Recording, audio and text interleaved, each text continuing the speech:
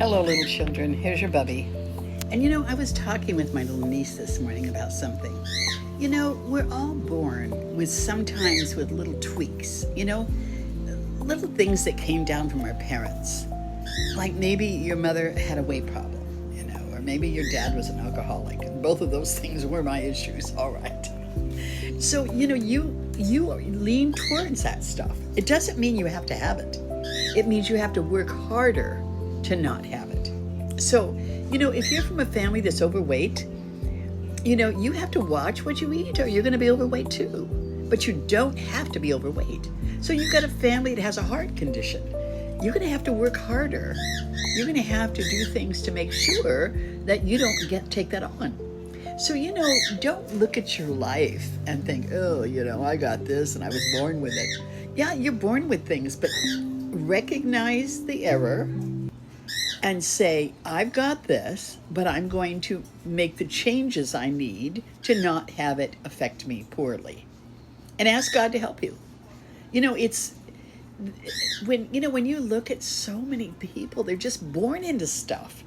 We were talking about how my friend's brother had this little black cloud over him. Even when he was a little boy, he was born with just this propensity towards sadness. And his dad was the same way.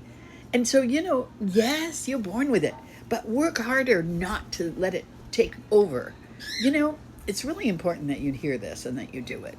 So, along with the strengths that we inherit, we also inherit weaknesses. And it's part of the problem. Sometimes people, their DNA doesn't match and they have children that are tweaked, So you got to work a little harder. You got to tweak. You got to work a little.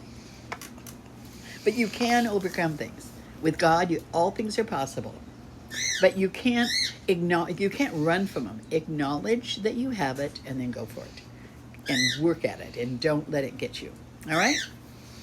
This is your friend Velma. Look, today's my day at home and I didn't do anything. I made a big pot of beans with ham hock and I'm going to go in there and eat by myself. People say, I don't cook because I live alone. I go, oh, shut up. I live alone and I cook all the time. Anyway, I'm outside, and I did bring my little birdies out here today. Can you see them over there? Look at them. They were so troubled inside, so I brought them out here with me. They love to be outdoors. I feel bad because they can't fly in there, but they're such sweethearts. They just had a bath, too, and they love getting baths. All right, buy my books.